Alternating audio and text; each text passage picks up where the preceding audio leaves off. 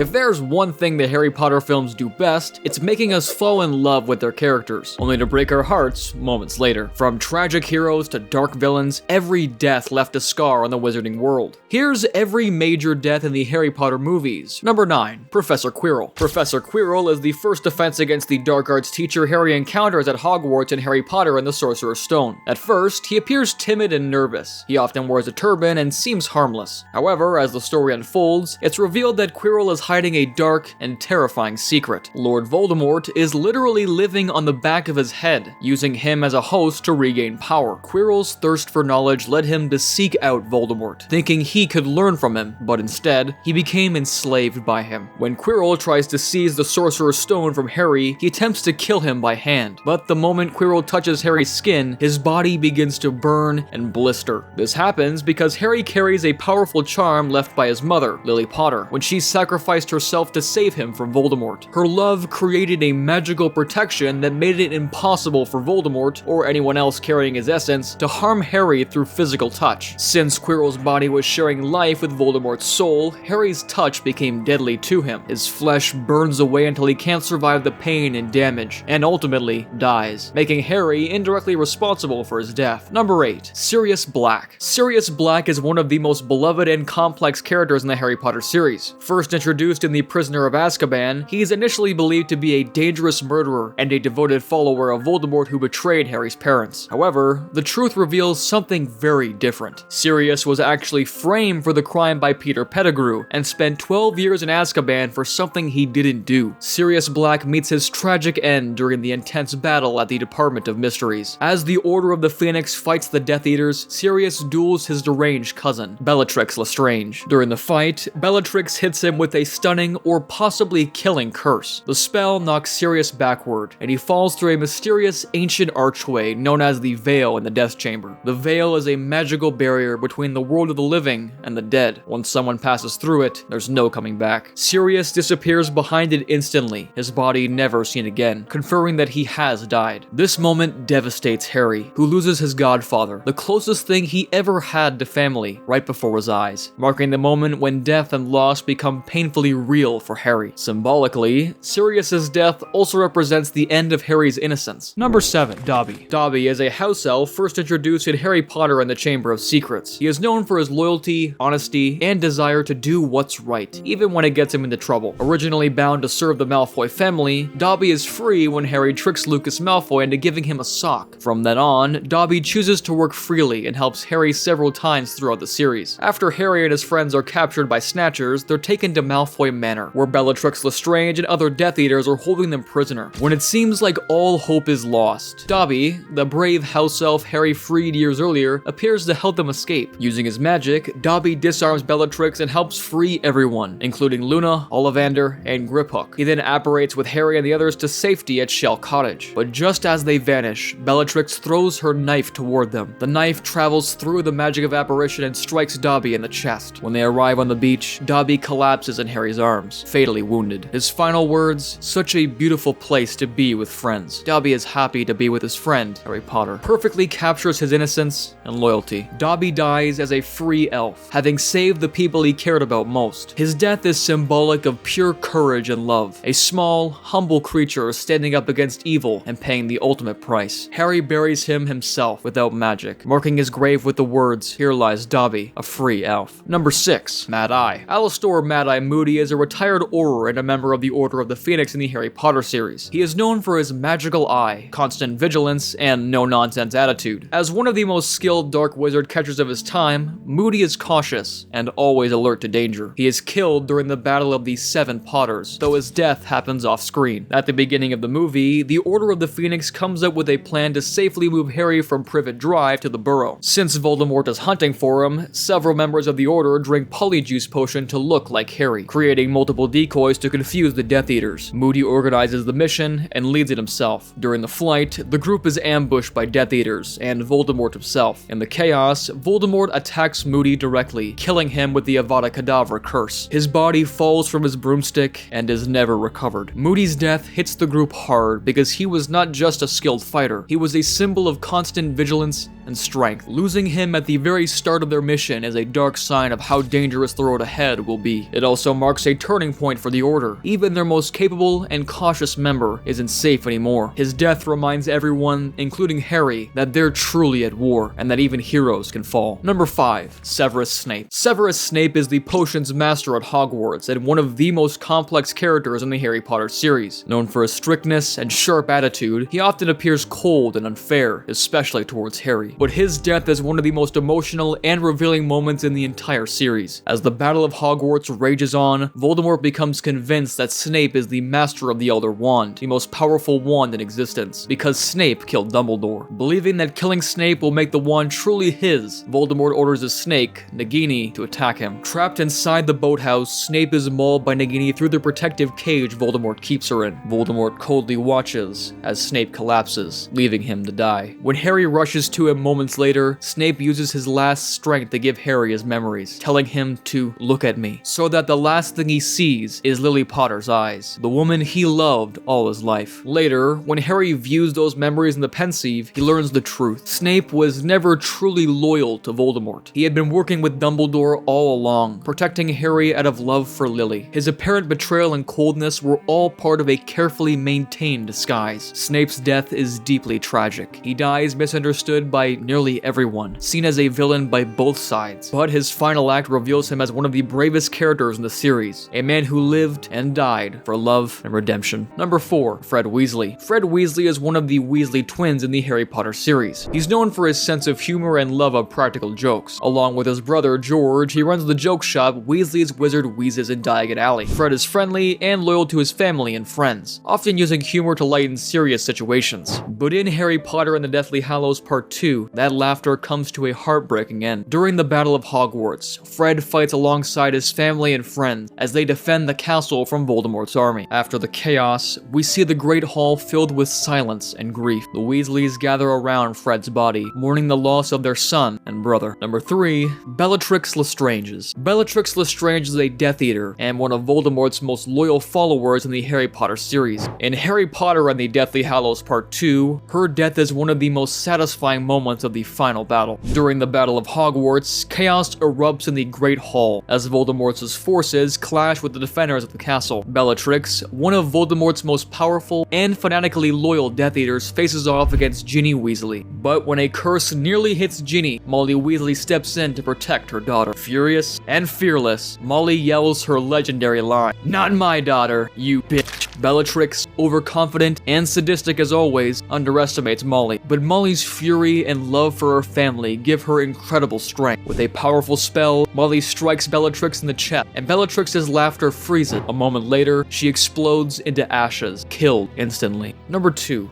Albus Dumbledore. Albus Dumbledore is the headmaster of Hogwarts and one of the most respected wizards in the Harry Potter series. Known for his intelligence and calm leadership, he plays a key role in guiding Harry Potter and protecting the wizarding world from Voldemort. His death is one of the most shocking and emotional moments in the entire series, but it's also one of the most strategic. After retrieving one of Voldemort's Horcruxes, the fake locket with Harry, Dumbledore is left extremely weak and poisoned. When they return to Hogwarts, the castle is under attack by Death Eaters.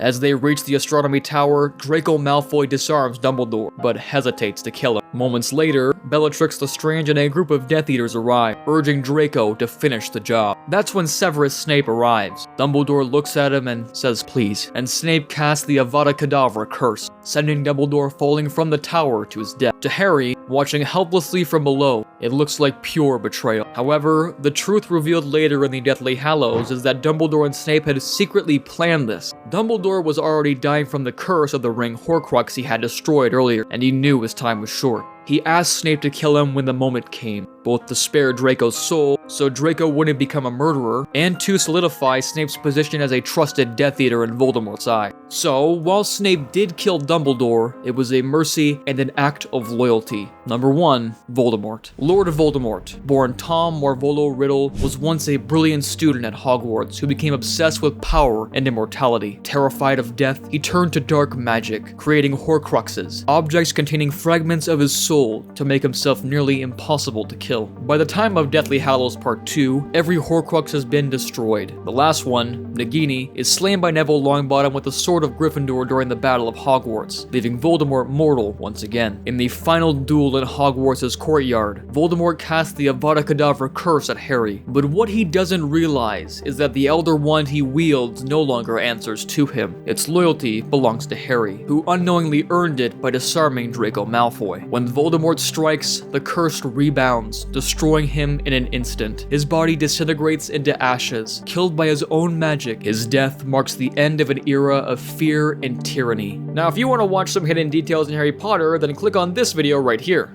Come on, click it.